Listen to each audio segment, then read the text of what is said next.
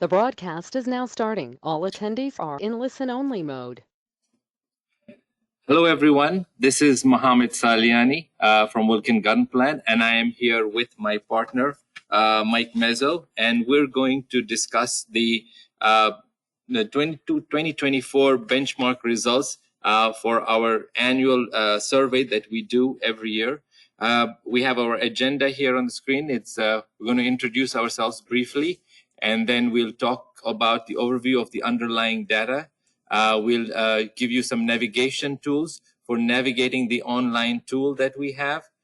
We shall discuss some of the key trends, and then we will look to the future and see how we can deal with what we are seeing that's been happening over the last few years. So thanks so much, Mohammed. Thank you, everyone, as well, for your patience. We had a few, nothing ever goes off as planned. We had a few IT hitches there, but nonetheless, we got started. So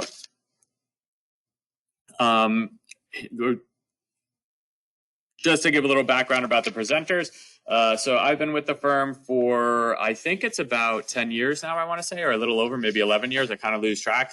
And before that, I worked at one of the big four accounting firms for a few years as well. So since I came over, I've done a mix of both commercial and the condominium work in the CIRA practice. So, I had a pretty well-versed background and a diverse background. And probably about 7 to 6 years ago, I want to say, I really started to focus just on this and gave up some of the commercial work I have. So I would say probably about 90 to 95% of the work that I do now still, solely consists just of the condominium work. So, and I'll pass it over to Mohammed to give a quick introduction to himself for anybody who hasn't met it. But at this point, I don't believe that there probably is anyone in the industry that hasn't met or heard of Mohammed at this point. So, but I'll pass it over. Hello, everyone. Again, Mohammed Saliani. I've been with the firm here for, at the end of this year, will be about 24 years.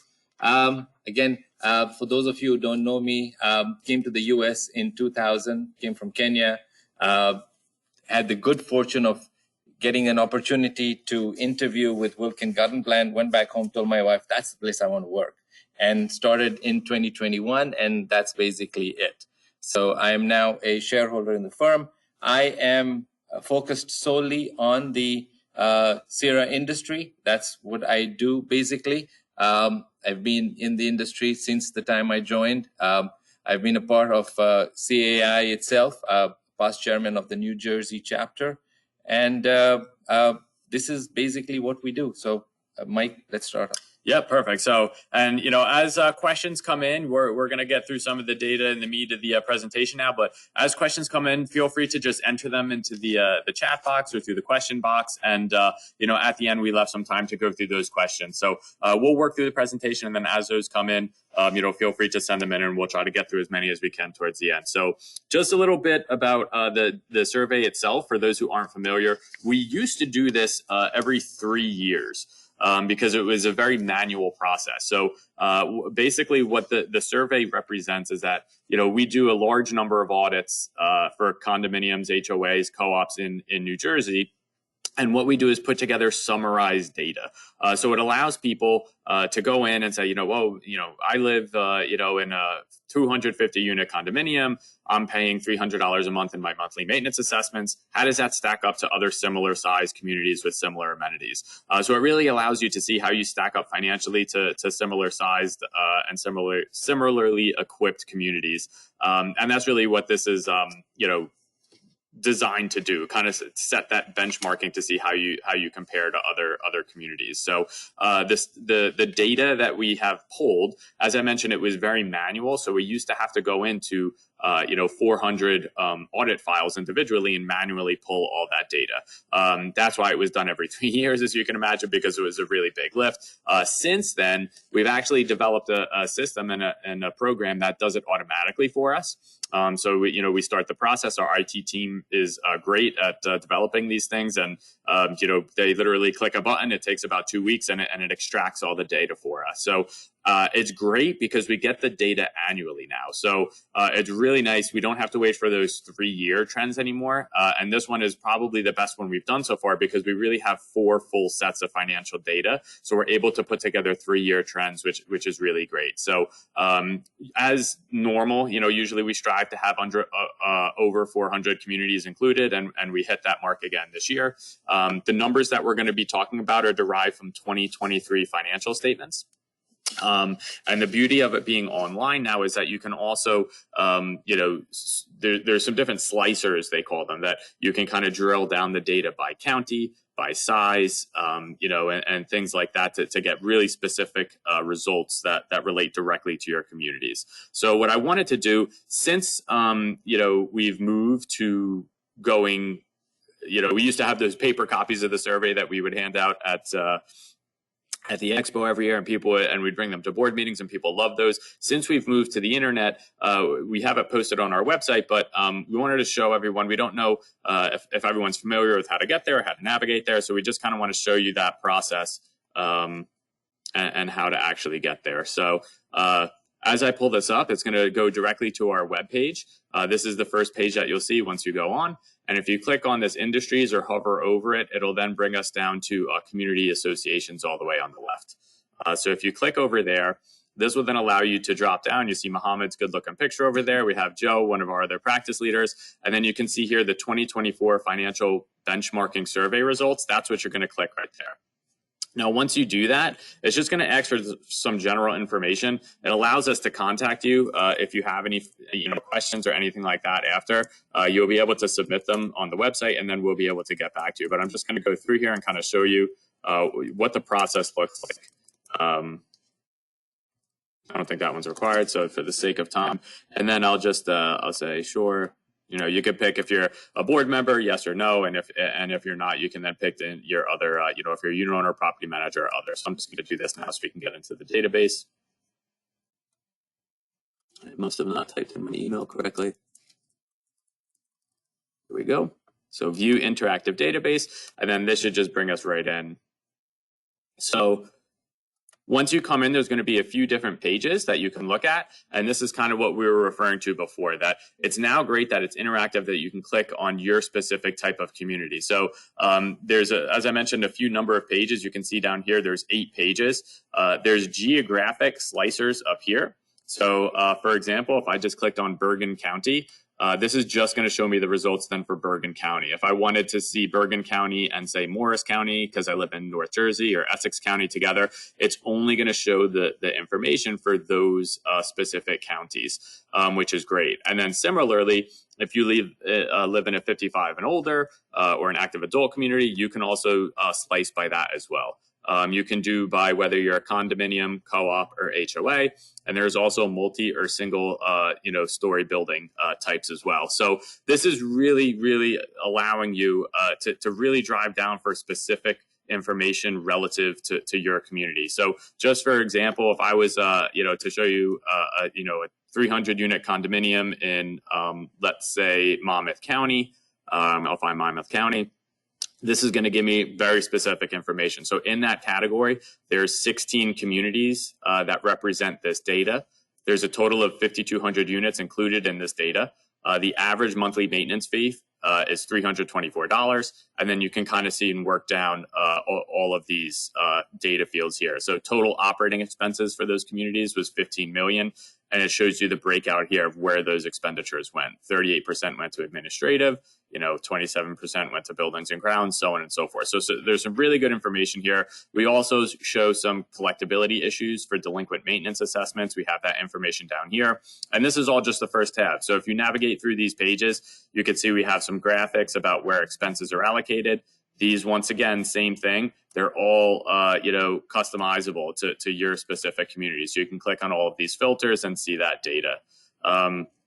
As we move through, this is some more expense data, so I'll move through that. But you can see that there's also a really nice page on reserve funding, which I believe might be the next one. So right here, I know this is as couldn't be more timely with the new structural integrity law going into effect.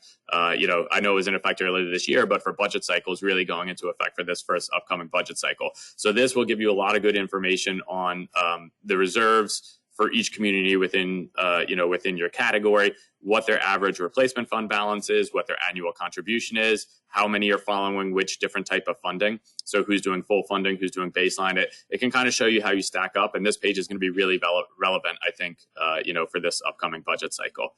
And then there's two more pages here. Once again, this compares AR to your total maintenance assessments to assess how significant collections are at your community, and then some charts back here about the fund balance breakdown, how your funds are allocated amongst your replacement fund, deferred maintenance, operating, so on and so forth. And then another one on bad debt expenses and collectability over there. So we just wanted to show you that because we found that, people were very comfortable navigating that paper handout, but we didn't know if everybody knew where to find this information on our website. So we just kind of wanted to walk you through. If you are navigating it yourself and you can't follow any of the steps that we did here, just reach out to myself or Mohammed or Joe or Jordan or any of the other managers that we have in the practice that you've worked with, and we'd be more than happy to get you directions over to there. So.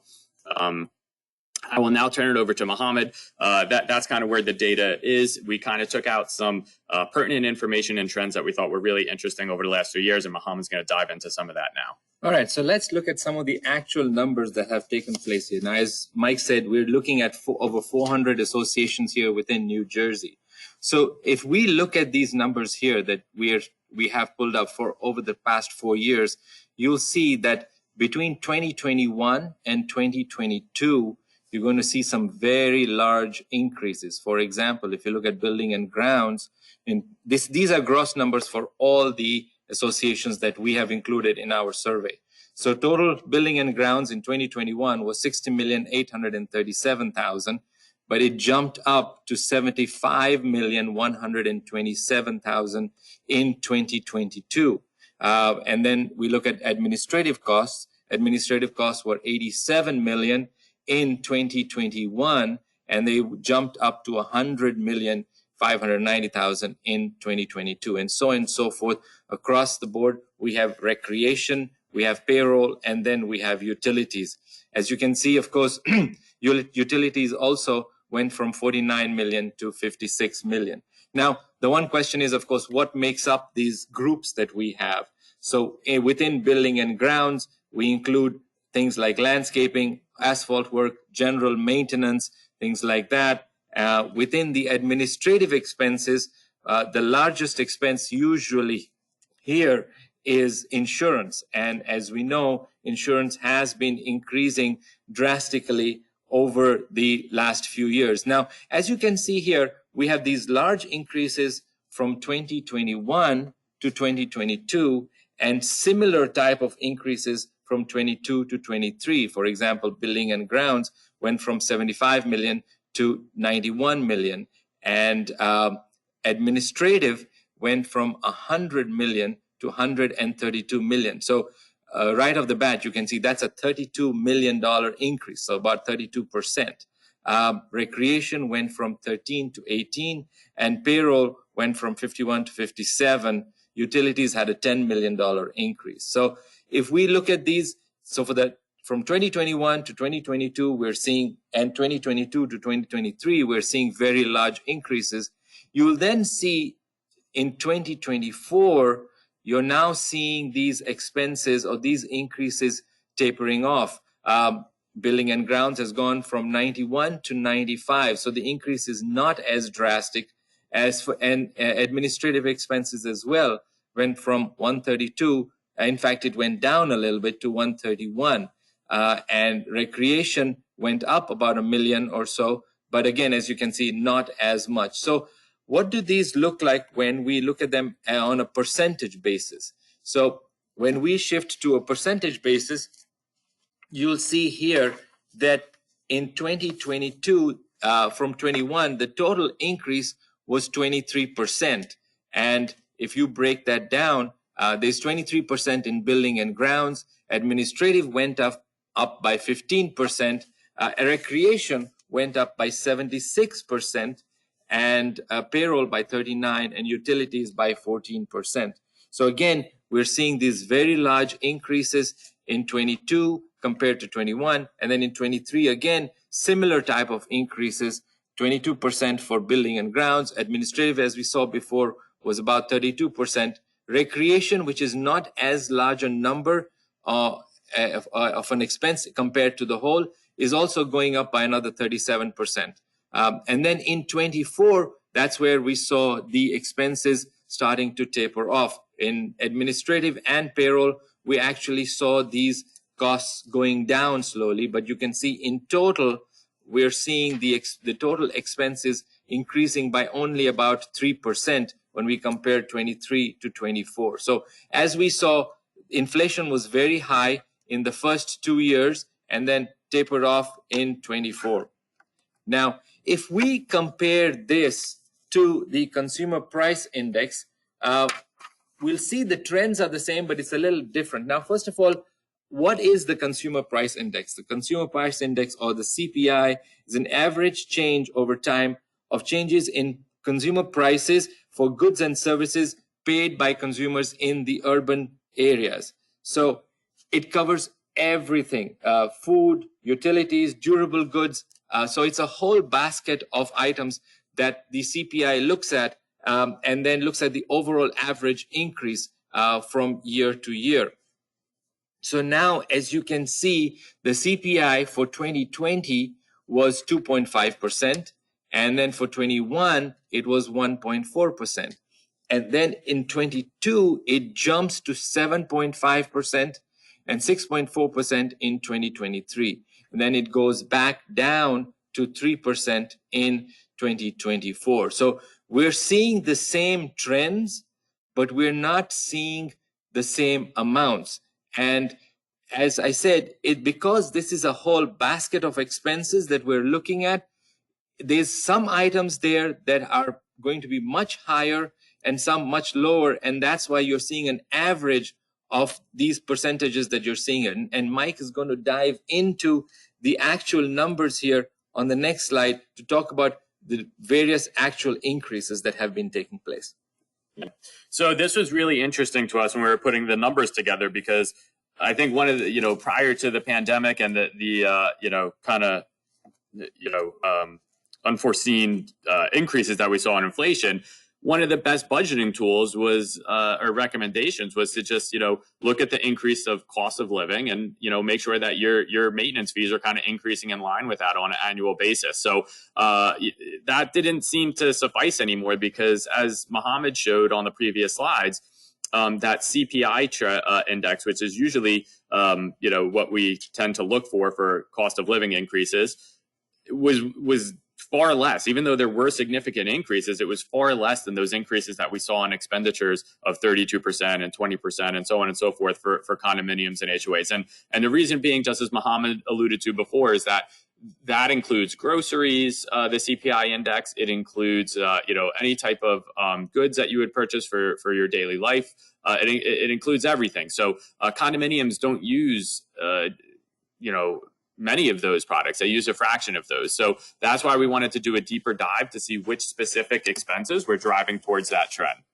So one of the ones that jumped out at us was utilities. So as you can see here, that gasoline in that first column is going to represent actual, petrol or petroleum gas, unleaded fuel. So that, while most condominiums don't tend to use that, still does factor in, because as Mohammed mentioned before, one of the expense categories that had a really large increase was grounds and maintenance. So landscapers, any snow removal, knock on wood, we've had some favorable years with that in recent years, but a lot of people were seeing fuel surcharges, and whether you realized it or not, if it wasn't specifically stated in the contract, the cost of those services, tree service, anything like that was going up. And in turn, those vendors had to increase what they were charging their customers to cover that higher price of gasoline. So even though you might not be purchasing gas directly as a condominium, an HOA, or a co-op, those increases still did impact you. And you can see they were quite significant. I mean, these are annual increases. So you're talking 37%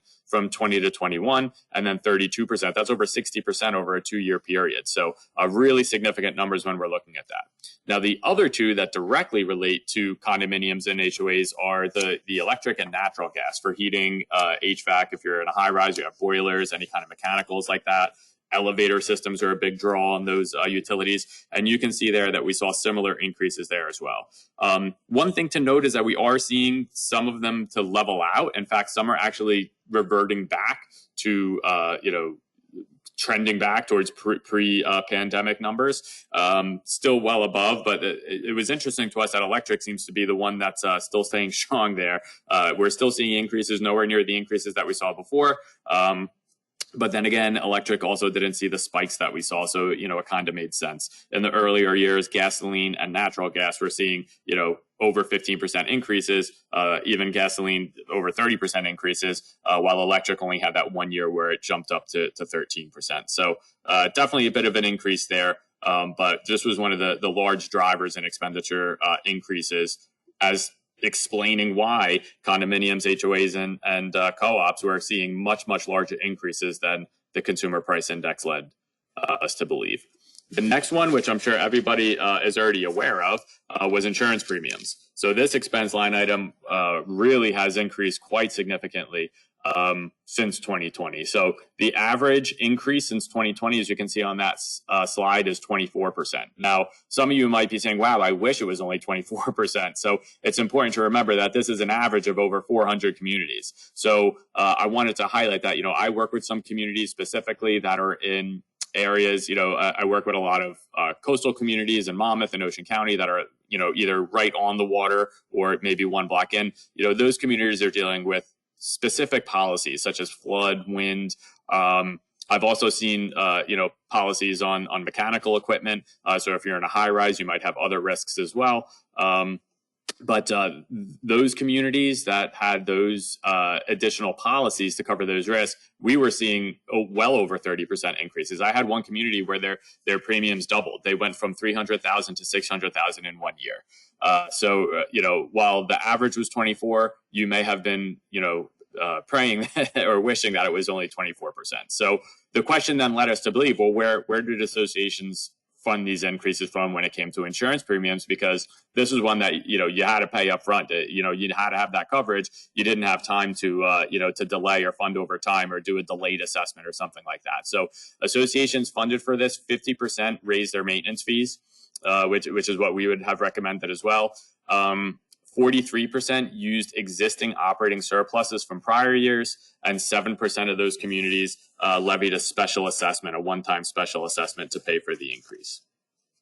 So the last category of expenses that we saw that drove up those numbers was construction materials. So this, you might think, leads just to replacement costs, which we're going to get into because it did have a tremendous impact on the costs included in the replacement study, but it does also impact your operating budget. So it's important to remember that the replacement fund is for full replacements or material improvements that are going to extend the lives of those capital items in your reserve study. But if you just have small maintenance and repairs throughout the year, those typically fall through your operating budget, as in a building and general maintenance or building repairs and maintenance, those types of line items. So even though it's going to impact the replacement fund significantly, there is going to be an impact in the operating fund as well. And you can see in this chart, leading up to from 2016 to 2020, they were pretty predictable, moderate increases year to year, nothing too crazy. And then from 2020 to 2021 and 22, you see 14 and 15% increases. So, a pretty significant 30% increase over those 2-year periods. So we just wanted to kind of go through these slides to show you that even though the consumer price index is at times a good indication of where costs are headed, if you drill down specifically to the costs in that index that relate to condominiums and homeowners associations, you can really see that they were impacted and hit much worse than just what the CPI increases were. All right, so now we're going to talk a little bit about the replacement fund, right? So as you know, within the audit itself, we have the supplementary information, which is a summary of what is in your replacement study, right? So it breaks out by group how much the replacement cost is for all the different items, and it gives a total there. So what we did here is we compared those totals for all the associations that we surveyed from year to year. So what we saw is that from 2020 to 2021, the total cost of replacement of all items went up by 17%. And then from 21 to 22, that cost went up by another 21%. And then in 22 to 23, it went up by 4%. So again, it's the same type of trend that we're seeing in the operating costs as well, in your replacement costs too. And as Mike just pointed out, we looked at various different expenses, and it looked at price for building construction materials, and you could see as well, it's the same concept that they're going up. And so every time a association has a new study done, of course, those costs are going up. And now, on average, associations do not have studies done every year. So this 17% or 21% that you're seeing is not everybody having a new study. This is only those communities that are having a new study done that are impacting this change. So if you actually look at this on a more total basis, you'll see from 2020 to 2023, the total cost actually went up over 40%, right? Because it's a cumulative balance. Not everybody's doing it every year. So some associations do the study in 2021, their costs went up by 17%. Other associations do them in 22, and those went up by another 21%. And so it's cumulative. And so we can see that in total, it's about a 40% increase in your replacement costs. So at this point, we know that all expenses have increased. And now the question is, how are these associations paying for these increases, right? That's the big question. So we now look at your maintenance fees as compared to your operating expenses. So let's look at 2020 to 2021. You'll see here that your overall operating expenses went up by 23%. However, average maintenance or total maintenance fees went up by only 1%, right? And then in 2021 to 2022, they went up by another 24%. So associations are now starting to play catch up a little bit, and maintenance fees went up by 4% in 21 to 22. 22 to 23 is where we are seeing the trend reversing a little bit.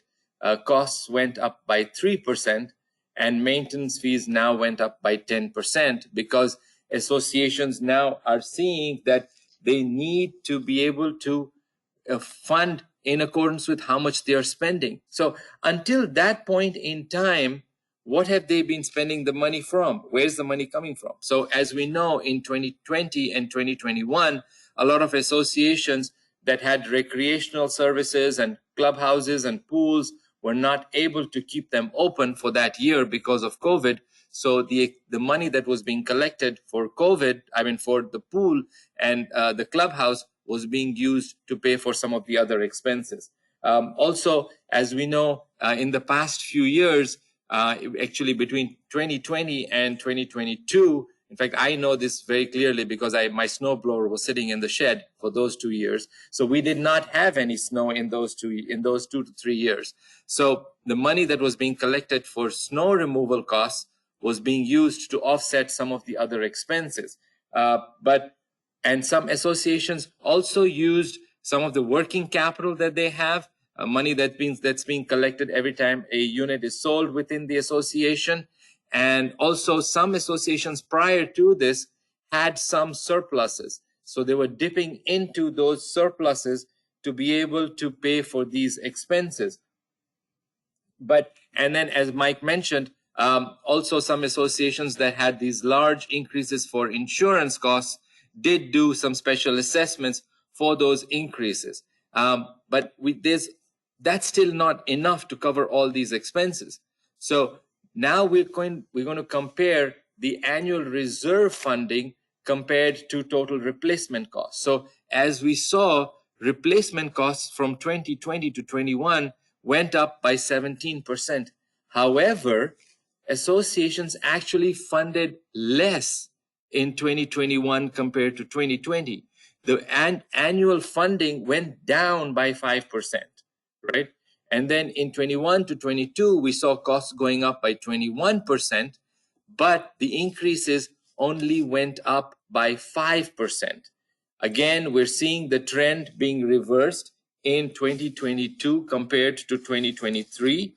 But again, that's not really enough, because we're seeing the replacement costs went up by 4%, but the annual reserve funding went up by 7%. But if you add the 7 and the 5 together, you're nowhere near that 40% increase that we saw earlier, right? So again, now associations have less money in their reserves, and they have higher costs, and they have less in working capital. They have less in operating surpluses. And another thing that we saw, if you look at your association's balance sheet from year to year, you have the interfund balance, which is basically what we normally call the left pocket owing the right pocket. It's money that's there, but is being used for something else. And that's where you'll see the large increases. Interfund balances are growing. So what that means is that associations are now dipping into their reserve money to pay for their operating costs, right?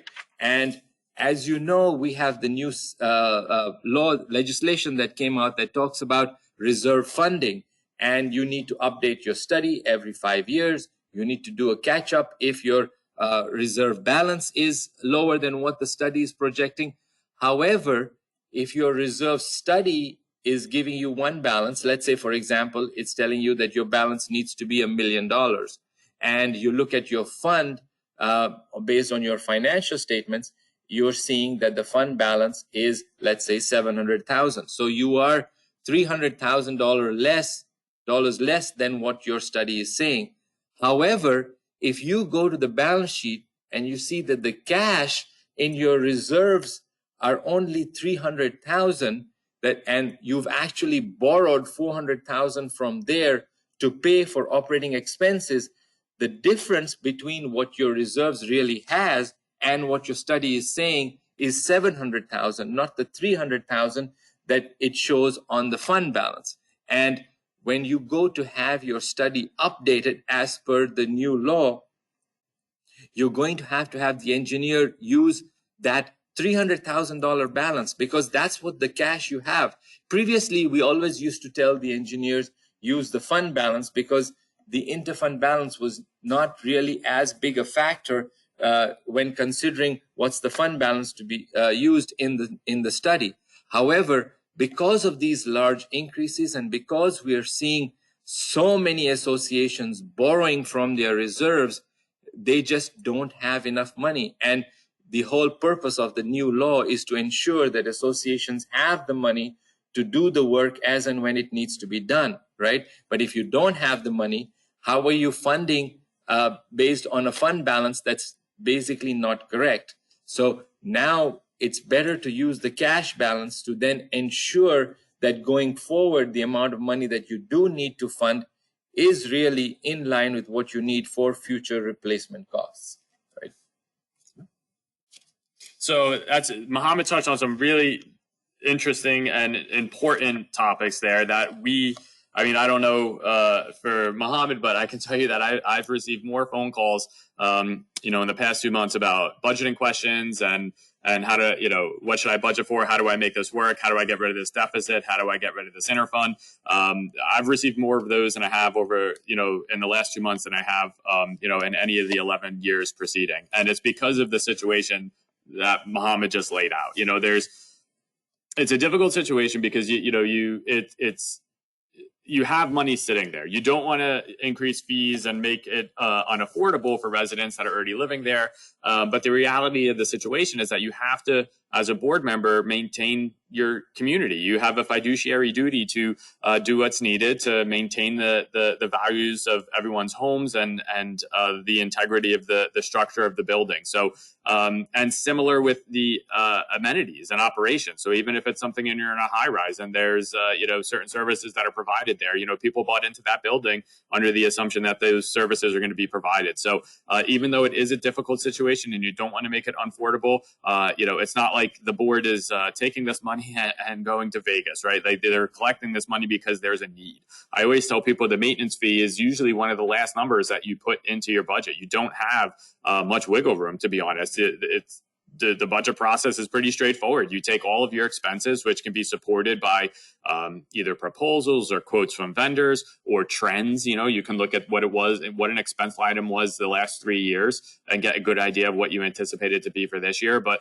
once you really nail down those expenses that you're going to have, there's not many other factors to consider, because the reality is that most associations rely extremely heavily on their contributions and maintenance assessments from owners. So if you have $1 million of expenses, I would say that probably 95% or greater for most communities of those $1 million of expenses need to be funded by maintenance assessments and unit owner contributions. So there's not many other revenue sources to fall back on when these expense increases happen. And what we saw happen is that boards were hesitant to increase at the same rate because there was a lot of unknowns at the time, in all fairness as well. We didn't know if those increases were going to continue, if inflation was going to go back down or reverse itself. We didn't know where things were headed. So I think people were hesitant to make extremely rash decisions. And when you have money, when you need a quick influx or something to make your budget balance, and you have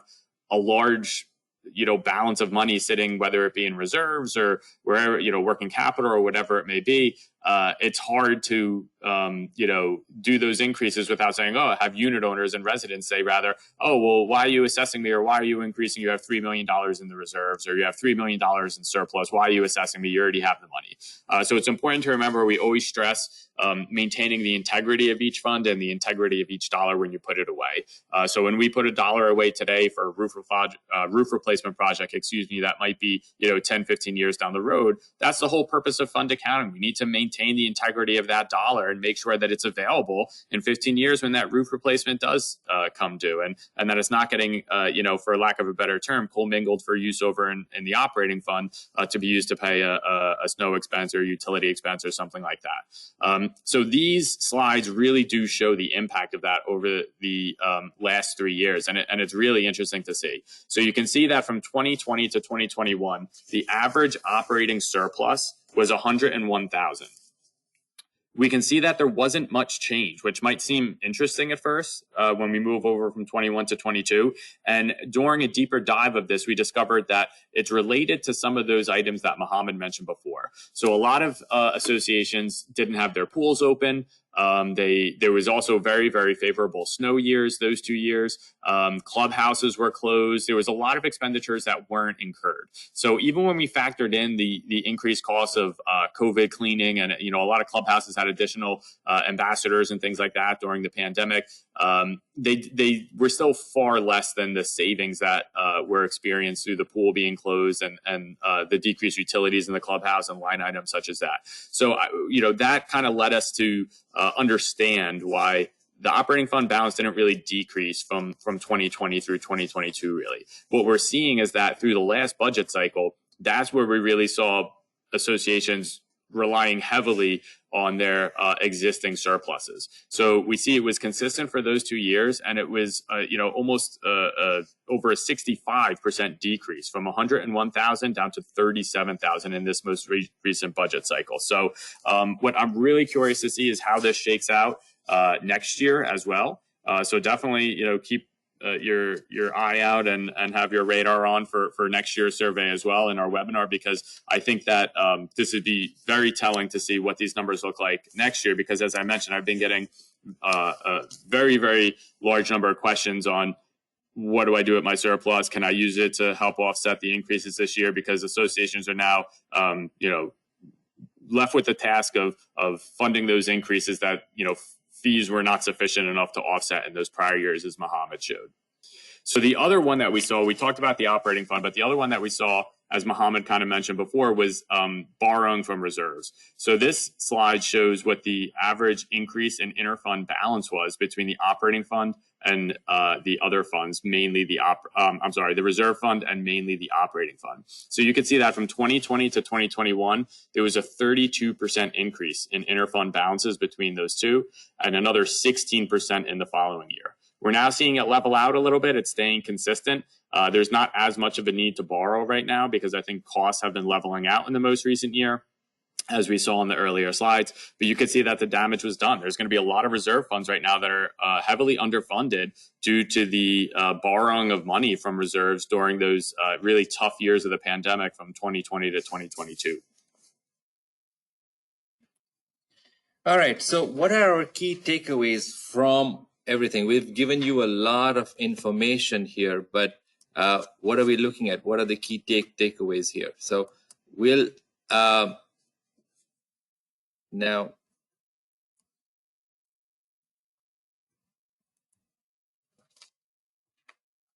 There we go. all right. Yep. So sorry, I clicked on the wrong button there for a second. So we saw that fees did not increase at the same rate as inflation did, right? And existing surpluses are drying up. Associations were not increasing their maintenance fees because they were afraid that unit owners would not be able to afford it. They were also afraid that if they did that, their delinquency rates would go up as well. So they were trying to taper the increases by dipping into other money they had. You know how associations and people always think we'll fund the reserves later on when things get better. For now, let's just fund less in there. We'll deal with it when we get to that position, to that situation, when we actually have the expense. Some associations thought, okay, if need be, we'll do the special assessment that needs to be done. And then they used up some of those surpluses that they had in the operating fund to pay for some of the increases that they had. On the replacement fund side, we noticed that annual funding did not increase at the same rate as the inflation of construction costs. Associations were funding less and less. A lot of associations, when you had a new study done, you'll see that the engineer has in the funding section of the study where they have the columns that show the cash flow. A lot of them nowadays have current funding levels, and then they'll give you the various threshold levels and the full funding. Full funding was quite common when I started working here in 2001. It is pretty rare now, considering the costs that we're dealing with. A lot of associations do use threshold funding, but when they compare what the current level is to what the expenditures need to be, you see that in the future, over the next 30 years, most associations are looking at a negative fund balance based on the level that they are currently funding. And then associations are borrowing that money that they already have in reserves to pay for operating expenses. How are they borrowing it? The monthly allocation that needs to be done usually is not being done. So you'll see that in your, sometimes if you dive deep into the financials, you'll see in your accounts payable, you might have amounts due to the replacement fund, and there's a large number there that's due because associations have not been transferring that money as and when it's needed to pay for future replacement costs. And so now we focus a little bit on 2025 and what should we be doing for the next years. First, we really need to focus on rebuilding those operating surpluses. We also have to pay back the money that's been borrowed from reserves over the past few years to make sure that the cash is there to pay for these expenses that are going to come up in the future. You need to fund the deficit in the replacement fund because of those interfund balances, and continue to, and then increase your funding based on the new law. The new law talks about the replacement fund and reserves and the adequacy of reserves. Now, when it talks about adequacy of reserves, the one thing that it does talk about is that as per the cash flow in the study, we need to make sure that there is enough money in there over the next 30 years that the balance does not go below zero, right? And balance going below zero is what we normally call baseline funding. Now, baseline funding is pretty is a method of funding that's not normally recommended, and it's a pretty risky method of funding because the way you're funding is that you're expecting your reserves to go down to zero at some point over the next 30 years. However, the new law does allow you to have that as an option. So it's important when associations have their studies prepared by their engineers, they should talk to the engineer about that option to see if, because the increases are so high, is that an option they could use for now? And then as expenses taper off and inflation tapers off, can they then start moving more towards a threshold level of funding to ensure that now they are building up that buffer that needs to be there, right? So it's extremely important that associations, when they are having a new study done, they have a discussion with the engineer and talk about the funding that they're doing and how they can ensure that they're funding adequately and in line with what the law is saying. You know, I've learned what I've learned in this industry from my predecessor, Jules Frankel. And the one thing that I've learned from him, and we always talk about associations, is that if an association's not increasing its maintenance fees from year to year, then unfortunately that's really a problem. You're not doing a service to your association members, you're doing a disservice to them. Because by not increasing that maintenance fees, you're just kicking the can down the road, and then eventually when you do need to do an increase, that's a much larger pill to swallow, and it's much tougher to have the unit owners understand why you're having such a large increase.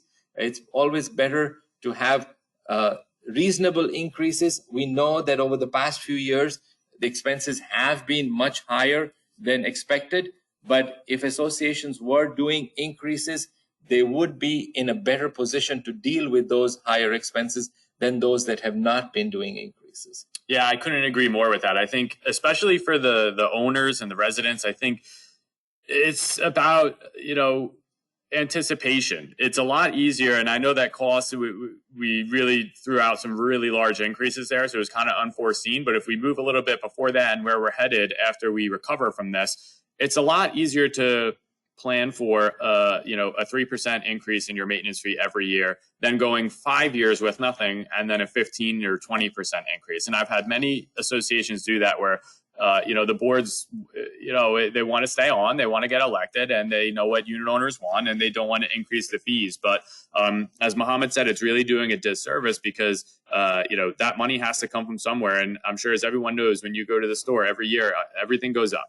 So those costs, the associations face the same increase in costs as you do as a consumer. So, the thought that nothing's going to go up is unrealistic. And when you've become used to not having any increases for 5 years or so, that's when things really can become, contentious in communities against boards, and you can have some problems because they don't understand it, as Mohammed said, whereas if you're doing it every 3 years, predictably, it's an easier pill to swallow and easier to predict for. So, and one of the other things that I wanted to mention is that we're coming up to the end of our webinar here and the end of our slide presentation, but you'll notice that the one thing that we didn't discuss and didn't have a slide on was delinquencies. So as part of putting this together, we did look through, changes in the delinquencies of owners who were unable to meet their, funding obligations for their maintenance fees and fell behind and owed the association money. And while there was a large increase the first year of the pandemic in 2020, there was a subsequent decrease in the following year, and since then it's been very level. So we saw very, very small fluctuations in the delinquency. So I think that the key to that, to put a little bit of a comfort level on this, is that we discussed and threw out a lot of big increases. And I think it's clear that in the numbers we showed, maintenance fees have not increased at the same rate. Reserve funding has not increased at the same rate. So I think what we're headed towards is that in 2025 budgets and even 2026, we're going to have some significant increases. And that could be a piece of comfort to boards that we have not seen. You know, fees have increased, although they haven't increased at the rate that they needed to. We have seen increases in recent years, and delinquencies have not gone up. So it's been relatively flat. So for those boards that are hesitant, it doesn't mean that your unit owners aren't going to be able to pay, or they won't pay, or you're going to go into a bad debt situation or a collections issue. It was something that we were actually surprised to see, that it's been pretty flat. So that comes up to the end of our presentation. We reviewed through the end of the questions tab. We didn't see any come in. So if you do have any questions, we've included our emails and phone numbers here. Feel free to reach out to myself, Mohammed, or anyone in our department that you might work with. If you have any questions or that come up once you're digesting all this information, please don't hesitate to ask. We want this to be a useful tool for our boards and our managers for when they're doing their budgets, when they're comparing themselves to other communities. We want them to be able to easily go to our website and be able to pull some pretty specific data that could be compared for their community. So that too, that's why we kind of walk through the website and how to access it. If you have any questions on that as well, feel free to reach out. And thank you for your time today, I'd say. Yep. Thank you very much. And we hope that you learned something from this webinar, and the takeaways were something that you can go back to your boards, to your associations, and use to your while preparing your 2025 budgets. Yep. All right. Yep. Enjoy the rest of the afternoon.